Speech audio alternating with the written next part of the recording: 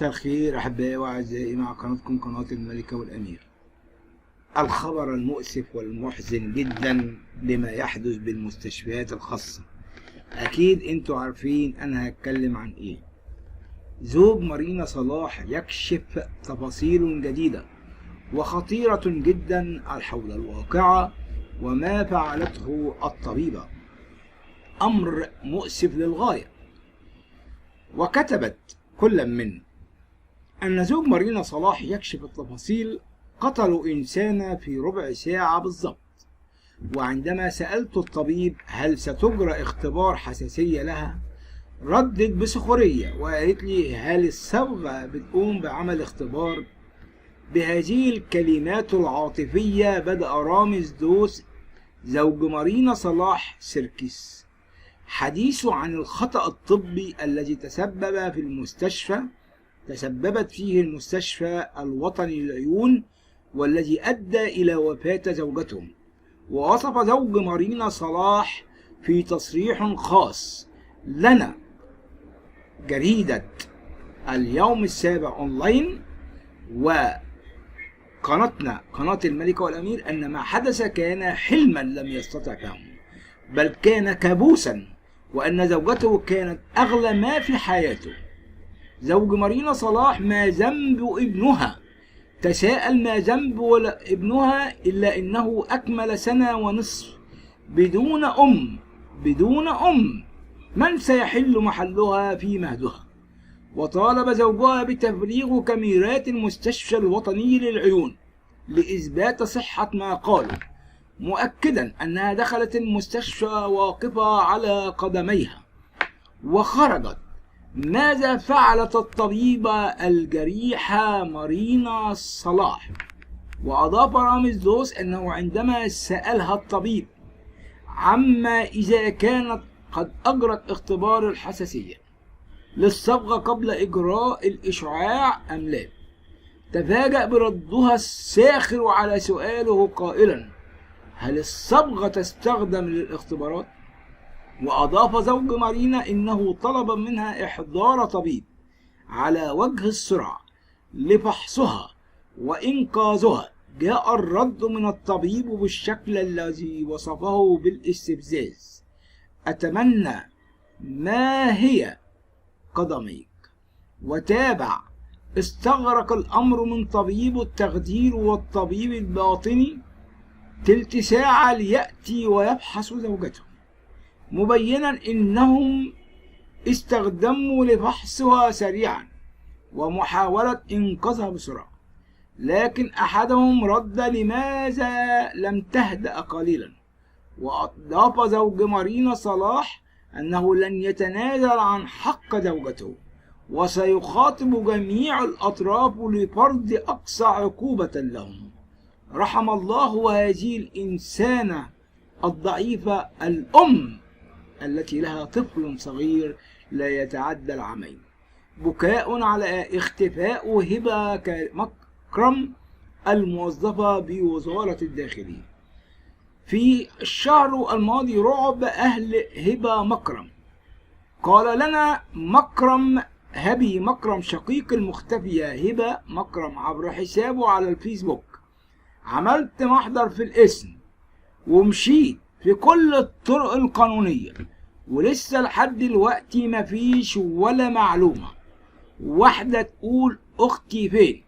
وتابع: أختي سنها فوق 40 عاما وست محترمة وبنشتغل وتشتغل شغلانة محترمة في وزارة الداخلية. وبالمناسبة أنا مش فارق معايا تطلع مخطوبة أو ماشية بمزاجها أو عاملة حادثة. ولادها وجوزها وأبوها وأمها حرفيا بيموتوا مع كل لحظة وإحنا مش عارفين عنها أي حاجة. مع أول تعليق من مستشفى العيون وعلى وفاة مارينا صلاح، ماذا حدث؟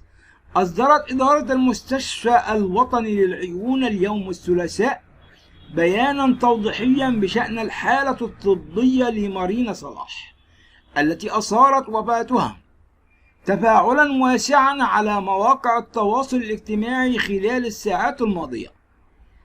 ماي وهي تعاني من آلام في العين، وأجرى استشاري وقال المستشفى إن مارينا وصلت إلى المستشفى يوم السبت. وقال متخصص في أعضاء الجسم فحصا طبيا مفصلا لأعضاء الجسم من قبل الاستشاري المتخصص في التهاب القزحية وتشخيص الالتهاب القزحي المناعي، وتم وصف القطرات المناسبة لعلاج الأعراض وطلب الفحوصات اللازمة لفحص مدى تأثير الشبكية، وهو فحص الشبكية بالفلورسين.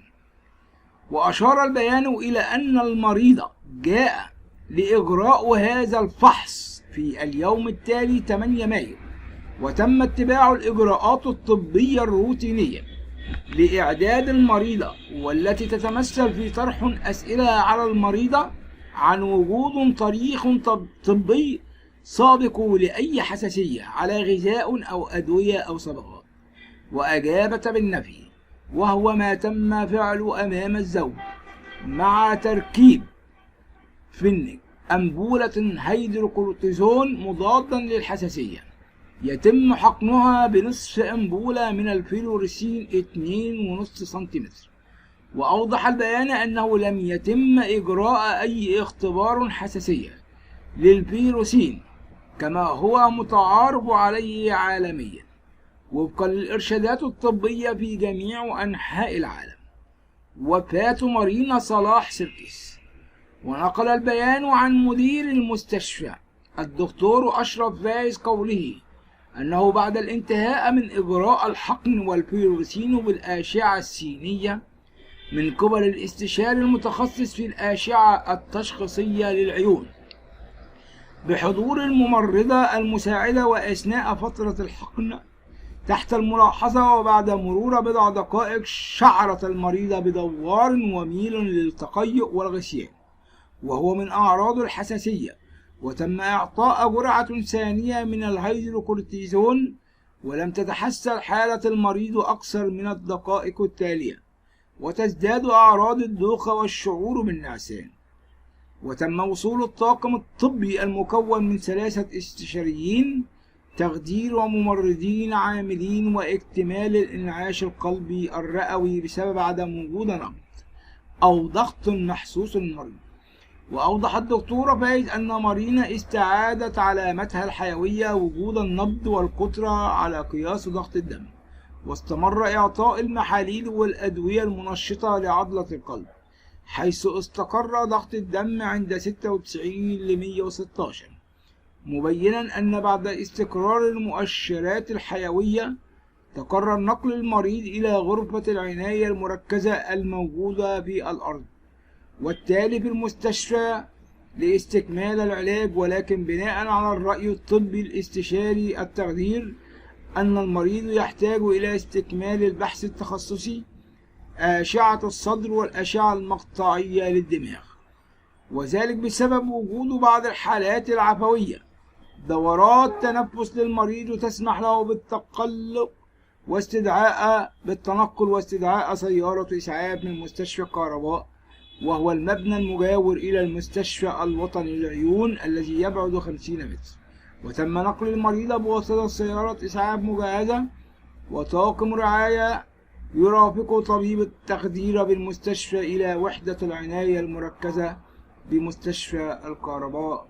رحم الله مارينا صلاح، والله يرحمنا من الفساد والإهمال. شكرا لكم متابعيني على الفيديو ومتابعته، ولكم مني كل حب والتقدير، وسلام الرب يكون معكم آمين. لا تنسوا اشتراككم بقناة الملكة والأمير.